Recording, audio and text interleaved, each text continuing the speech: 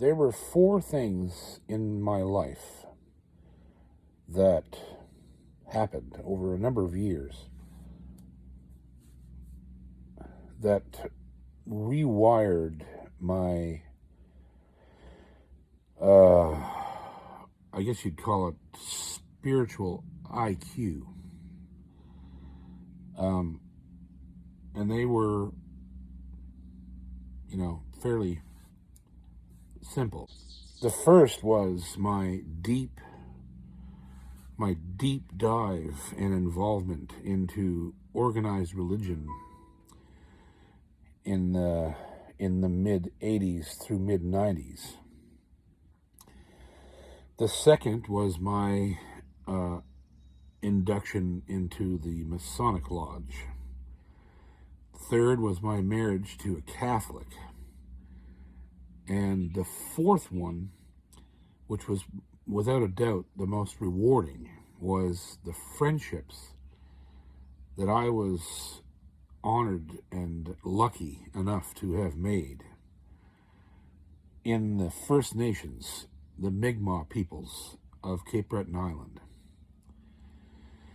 And by the time all four of those things were fully in play, by the time I was in my early 30s, I had become an atheist.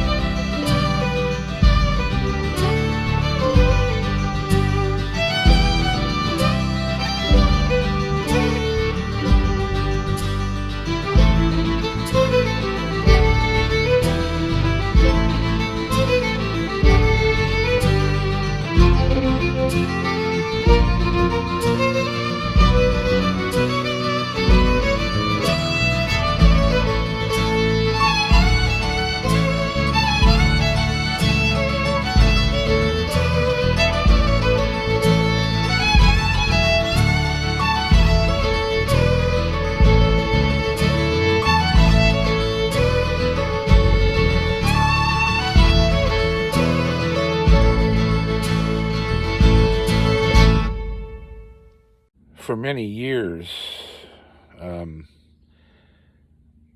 all kinds of people have continually tried to figure out what my bent was when it comes to religion and Christianity and whatever. And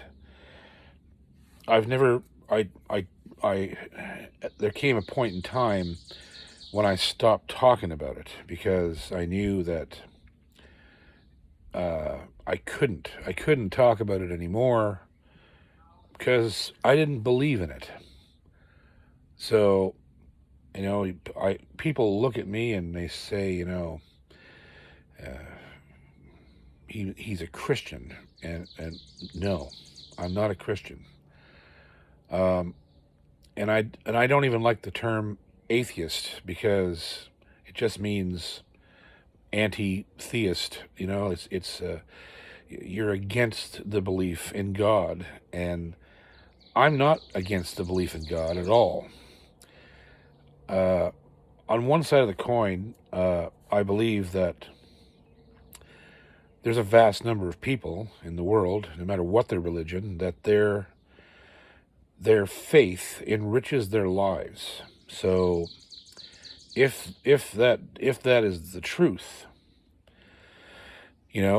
they should be left alone to do whatever they want to do, and everybody should be left alone to do whatever they want to do. There shouldn't be any argument over anybody's belief system, because belief systems aren't interchangeable. The only way that would be possible is if every single human being lived exactly the same life, like just a verbatim copy. Every single person just had the exact same timeline. Everything that happened to everyone on Earth. That's the only way you could possibly go, well, I don't know how you can't believe this way because you've lived exactly the same life as me. We both stubbed our toes when we were 9, and we both did this at the same time. Like, that's the only way this works, right? If you to force anyone to adopt a belief system. Unfortunately, that's not the way the world is. The world is billions of completely unique experiences. And those experiences shape how we deal with the matters of life and death, which is where religion came from. And so I can't fault anyone for being religious or following a religion. I respect them, and that's that. My system isn't a system at all. I don't have a system. I'm a historian. I write about true things. I sing about true stories, and I do a massive, massive amount of reading. And I always have my entire life. And I put more of my own faith, if you want to call it, into the writings of scholars and scientists and historians and geographers and astronomers, and those are facts. They're peer-reviewed facts. You can go back and look and see, and it's a beautiful thing because you can actually look back through actual written history, that the history of the scholars, and see how religions rub up against history, right? And why they happened the way they did, and what was actually going on at the time, sociologically, geopolitically. It's fascinating. And that's my subscription. I have no problem with people of faith. As a matter of fact, I say more power to them. If a man wants to pray with me, I'll pray with him all day. And if a man wants me to pray for him, I'll do that too. And there's a reason behind that. The reason is that I think, and I've been saying this for years, and people just ignore it, I think, for the most part. And I learned this from the Mi'kmaq. The truth of the matter is about us, whether we want to believe it or not, is that we're all one organism. There's no difference between us. There's no difference between a white man and a black man and a yellow man and a red man. And this color of our skin and the cultures that we grow up in have no bearing on our one consciousness. We are tied together, and we're tied to every single thing in the earth. The Mi'kmaq calls her mother. And that's the truth. We are made up from things in the ground and the atmosphere, and these trees and plants and animals and all, they're all alive like we are. And it's a more forgiving and beautiful way, I think, to consider the world and to try to live your life that way. And I've always tried to do that. I've just tried to always be in the other man's shoes, if it's possible, before I make a judgment or turn somebody's request away for help, or on the other side of the coin, I've tried to, if people come and ask me for help, especially nowadays, I don't help them. I empower them. I give them enough, what they need to do things on their own and to stand on their own feet. And if they need support, they need a steadying hand to do that, I give them that.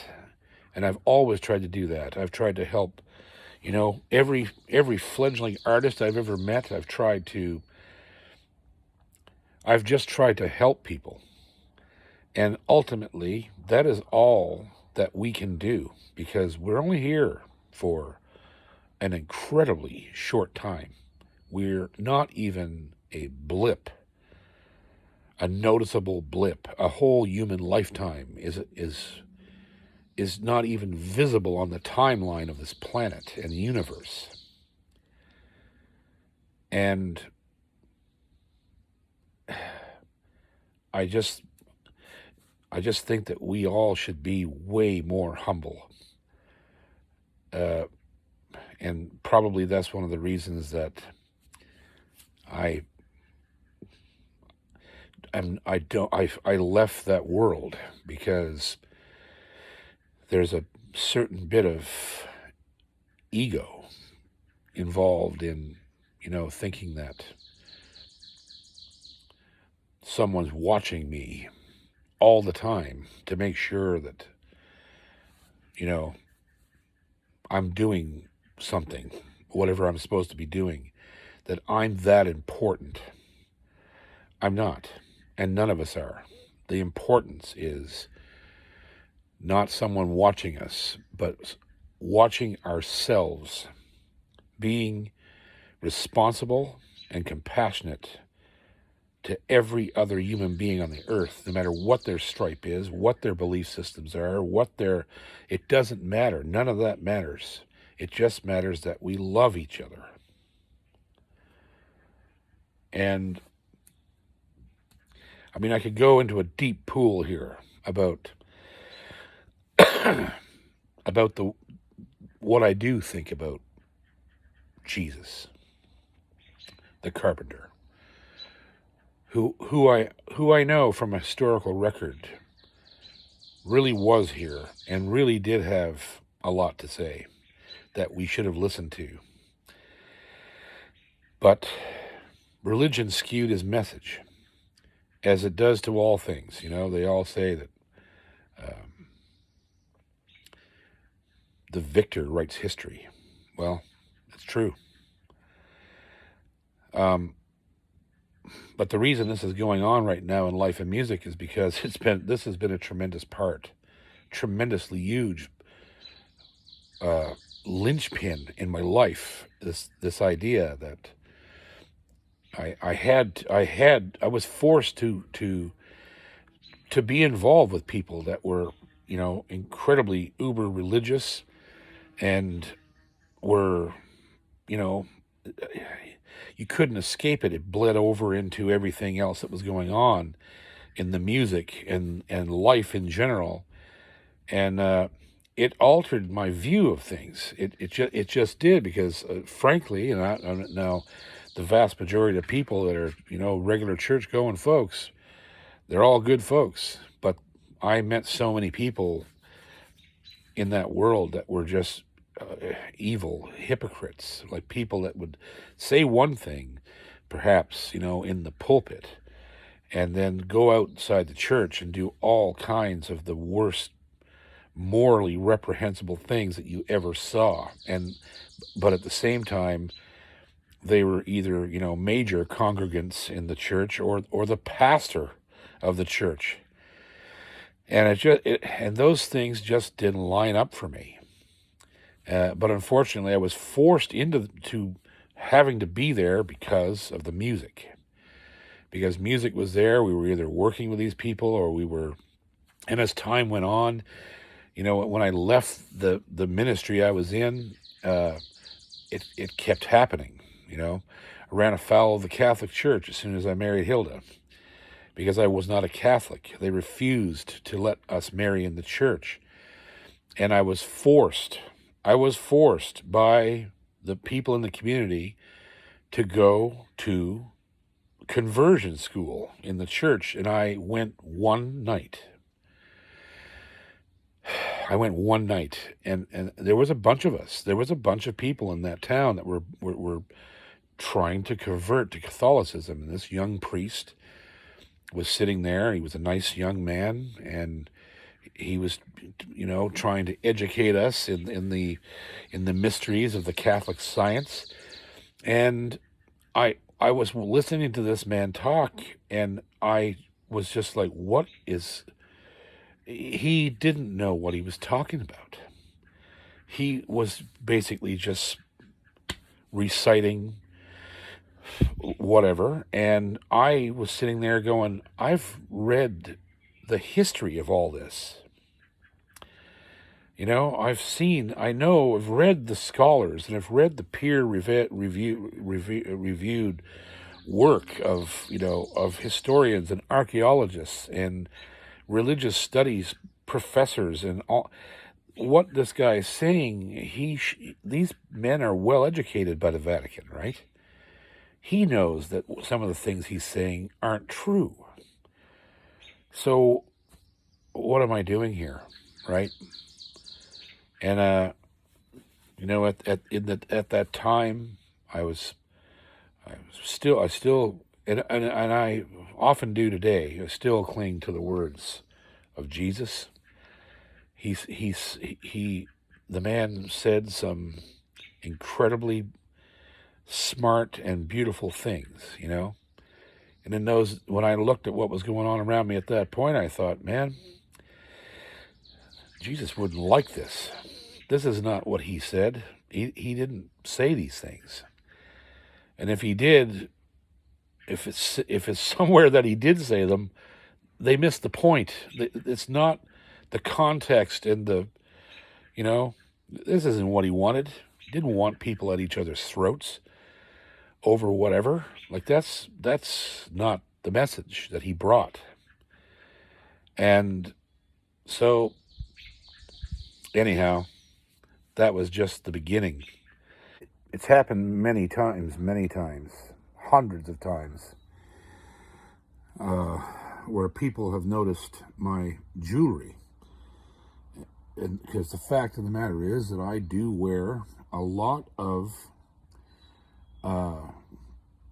Christian icons, and mostly crosses. People have seen me wear them all my life. I have rings with them. I have necklaces. And I've always told people the same thing. People walk up to me at a show and they see I see you're wearing the cross. It's good to see that you're a Christian. And I look at them. I've said this same answer to everybody who's ever said that to me. I look at them and I go, I'm not a Christian. I wear this because I want to remind myself and everyone else when they see it, if they know, the truth of the matter, how badly we fucked up, how badly the message got skewed. And that's why I wear them. I don't ever want to forget how ruined, a message of peace and love and hope and responsibility to our fellow man. I don't ever want that to be forgotten. This is a symbol of our own mistake. That's why I wear this. When we arrived at Rave Entertainment in 1995, as I said in an earlier episode, Rave also handled several other artists, among them being people like John Allen Cameron, Jennifer Rowland, Buddy McDonald, Wally McCauley, some of the best acts in Cape Breton. And there was a band out of Eskasoni, the reservation at Eskasoni, Cape Breton, and they were called Morning Star, and it was a pair of cousins named Poulette, Richard and Alex. And one of the reasons that to this day I still believe that humans have an essence. I don't know if you want to call it a soul or a spirit or what do you want to call it, but I think all human beings have an essential energy that is way more powerful in some people than others. And Alex Poulette had it in spades. I always used to call Alex a shaman, because that would have been the term used, or something like it by that all First Nations, right? The people who, call them the elders, the people who just knew something that we didn't know. And when you got up next to them and talked to them and experienced them, you'd have all kinds of physiological reactions. Your hair would stand up on end. You'd get almost like you felt like you might cry. You just felt so humbled and so almost all at one time. You'd feel insignificant and part of the greatest collective the universe knows. Alex Poulet was that. And his cousin Richard was very much the same, except he was just a beautiful man. Like this, he was a kind, easy to laugh, easy to be around, and he looked up to Alex, and everybody around looked up to Alex. Alex was a tremendous musician, singer, songwriter, guitar player.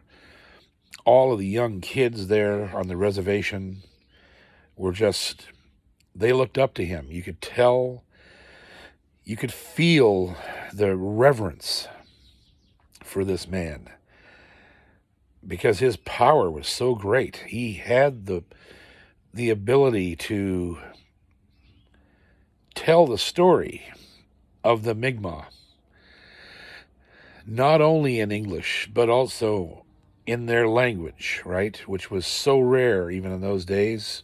It's getting better now. I think more young people are learning to speak Mi'kmaq, but he was fluent in the language, as was Richard, and because he was raised. Now here's where things get complicated, and why this video is what it is today, and why I'm telling this story, and why it's so important to my own life and story. Well, first of all, I got to tell some funny bits because there were lots of them.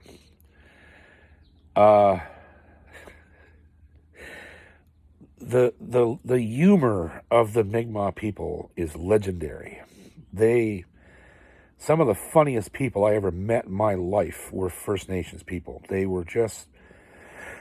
could floor you with a single line, one sentence, and you'd be they just kill you, and sometimes they wouldn't let you up. They'd keep saying things, and you'd just be, oh man, you could have stopped. And it was one of those things, and they're so dry and so matter of fact, and you see the smile come to their face when they make the joke, and often it's self-deprecating, and sadly is rooted in the history of their people, which is pretty dark. At least after we arrived here, it got pretty dark. One of the greatest fiddlers that ever drew a bow in Cape Breton was a First Nations man named Lee Cremo. He was a Mi'kmaq right there from Eskasoni, and this man was legendary. There were so many great musicians that came out of that area. Wilfred Prosper, another great fiddler, Alex and Richard, and just so many. Music is an integral part of the First Nations lives, right? Right from the simple drum to the chant to singing and then on into the white man's world. Fiddle, guitar, drums, piano, whatever. These people are immensely talented because they're storytellers, all of them, and they tell stories through whether it be verbal or musical or whatever. They're people of an oral tradition, which is passed down, very accurately. We should take a big lesson from that. But Lee Cremo, that man near made me pee my pants so many times. And one of the best stories about him was he was in Halifax playing, judging one of the fiddle contests. And of course, they put all the judges up at the Lord Nelson Hotel in Halifax. This is a very large, elaborate, expensive hotel. And here comes Lee in through the doors, wearing his nice white shirt and black trousers, and he's got a beaded necklace on. He's quite obviously a First Nations man. He's no question. This guy is Mi'kmaq.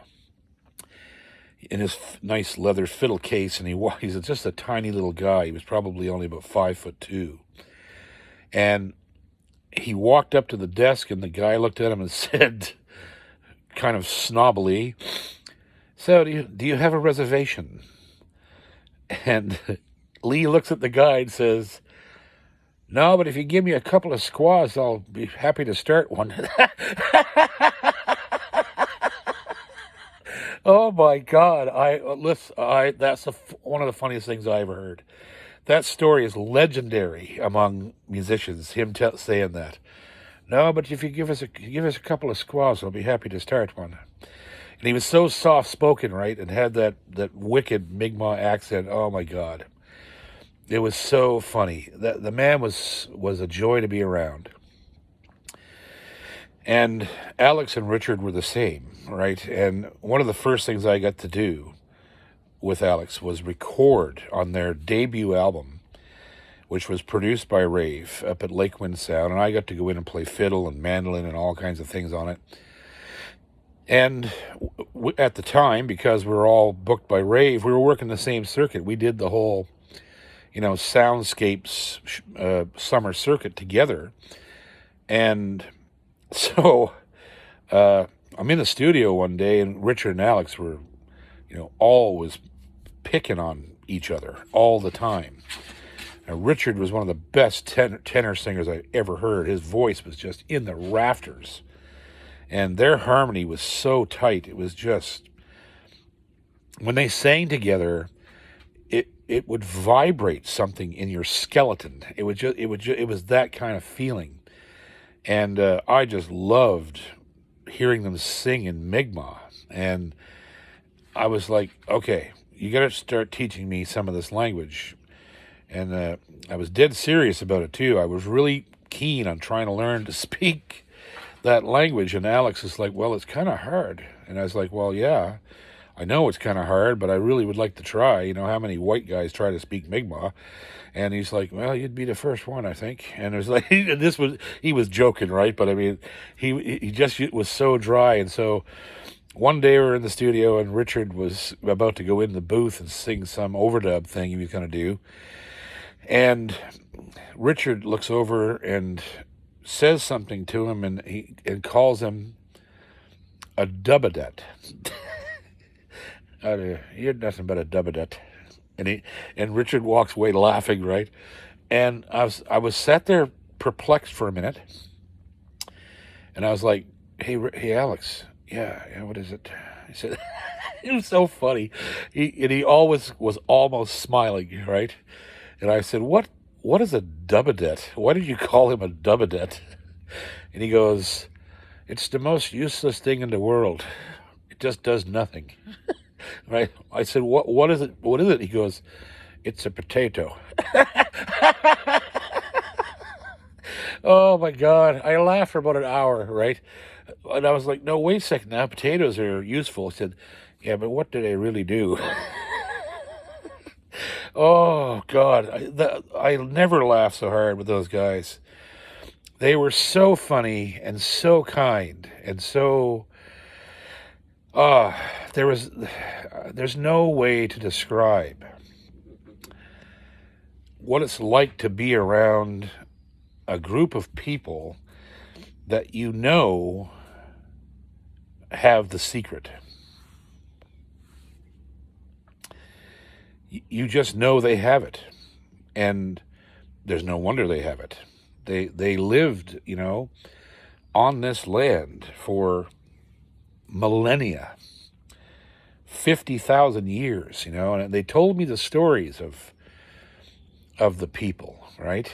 And how the Mi'kmaq once stretched from the tip of Cape Breton Island to the southern border of Maine. All of that land was stewarded by the Mi'kmaq, and the stories of their warriors, and how the different nations they'd fight, right? It would happen, and as it did all down through history, through all mankind, they would eventually get in a tiff and shit would start flying. And the Mi'kmaq were guerrilla warfare. They fought like ninjas. They'd hide in the woods and ambush, and they showed mercy to people, as all First Nations did. These weren't just bloodbaths and all this stuff the way it's depicted now. These people would get in a fight, and there'd be a war, and people would die, but for the most part, they would let these warriors, return home. Okay, the fight's over. Let's have peace. We'll sit and we'll smoke, and let's not fight anymore, right? And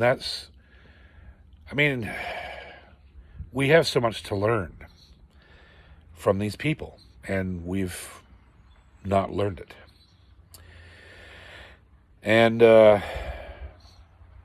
Alex became, a touchstone for me, and Richard, and all the people up there. Richard's brother, there was another Poulet, Tom. He ran the post office in Eskasoni. I spent a bunch of time down there with those people, and out on the road, with Morningstar is the name of the group that Alex and Richard constituted, and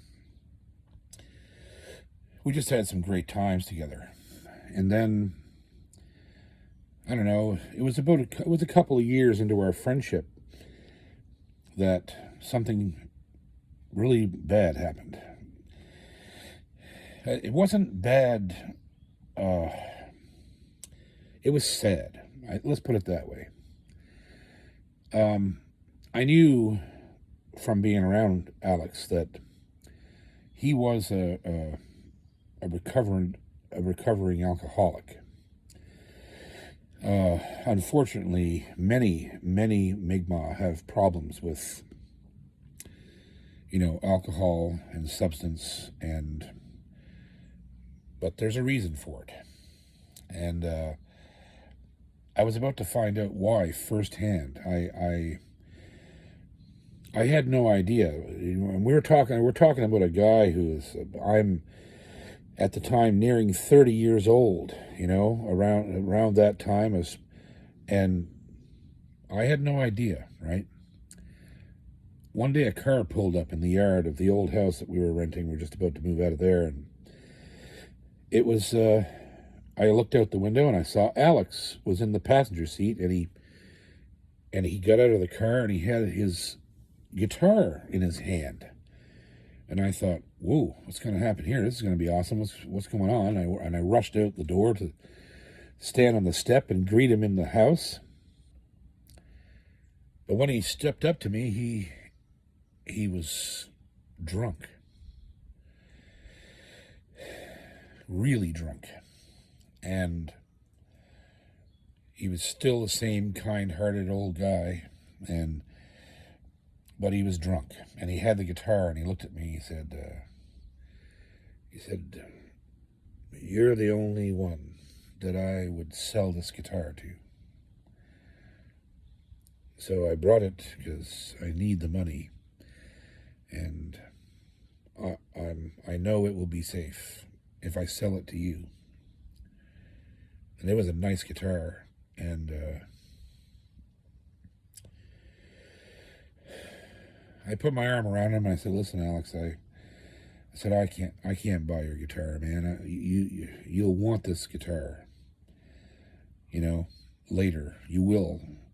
No, I'm not going to play anymore. I'm all done, and just, I said, no, Alex, like, don't do this. Be strong. Don't do this. Wait till morning. Just let your, I didn't even know who was driving him. I can't remember. It might have been his girlfriend. And I said, listen, just stay calm. Don't, just don't do this. I love you, and everybody loves you, and you'll want this guitar in the morning. Don't do this right now. If you still want to sell it in the morning, I'll come to Eskasoni and buy it from you. And because I didn't want to give him any money at all. In normal circumstances, if he had been sober, I'd have just lent him some money. But I knew that if I gave him money, he would go buy more liquor. And so I talked him out of it, and amazingly, and he was still, that coherent, that I was able to talk him out of it. And I said, listen, you go home and get some sleep. And I love you. You're my brother. And you go home, and we'll sort this out tomorrow. And so he left. And my heart was broken. I just never expected to see that from a man of that stature and power. I seen this man reduced to nothing, just a shell of a man. So I didn't hear from him for some time, and I knew why, because he remembered what he'd done and he was embarrassed. The Mi'kmaq are proud, and they should be, and all First Nations are proud. They stood on their own for so many millennia that the idea of showing that kind of, vulnerability is not very palatable. So it was quite a while, and then several weeks later, the phone rang, and it was Alex. And he said, JP, I want you to come down to my house, and I owe you a visit. And you come see my house. I said, okay, I will. So that day, I made the, couple-hour trip over to Eskasoni, got to his house, and he had a beautiful home there. Him and his girlfriend. He dated a white lady. I think she was had no Mi'kmaq blood. I don't think, and she was a lovely person. And so I went in the house and sat down, and he made me a cup of tea, and we sat there and laughed and talked, and he showed me all of the house and his pictures and his guitars and his music room, and he took me down to the post office to meet his brother Tom. I think it was his brother, or it was Richard's brother. I can't remember. There was a brother to one of them, and Tom was amazing too, just really cool, and he was considered an elder of the community. And we ended up back at Alex's house and sitting on the porch. It was summertime. It was beautiful.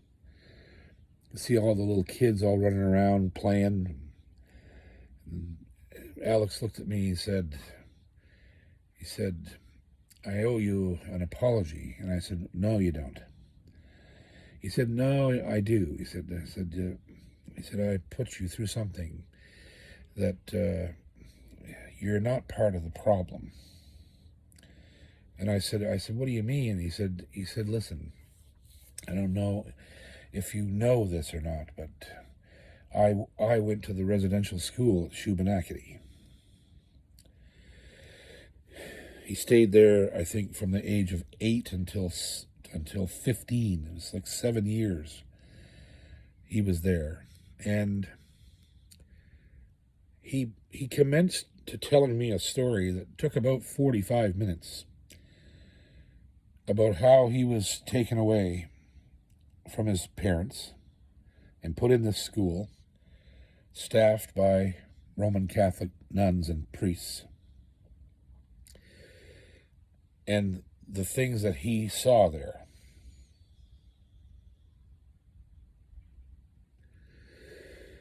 Among them were, well, things that are so horrific, they're hard to talk about for me. And I wasn't there. It was him. But he was such a master of the spoken word that the way he told me the story, I was there with him in his head. He told me stories of being drowned, having his head held underwater until he blacked out, and then being thrown on the floor and coming to, and the nuns or whoever had a hold of him, cursing him for speaking in Mi'kmaq or using his given name, his Mi'kmaq name. He told me about beatings and starvation and sexual abuse that he witnessed, and children dying, children just disappearing, right? They were there one morning for breakfast, and then they weren't there the next day. And the priests and the nuns would say, well, he's gone home. And the story he told me was just, I can't even get it all in my head. It's just, and I sat there just in stunned silence. And one of the most profound things that was ever said to me came at the end of that conversation. Because I looked over at him and I immediately just said, I said, my forefathers came here, on the run from the British, and the people of Shetty Camp and all around Cape Breton Island, our people, we benefited from our friendship with the Mi'kmaq.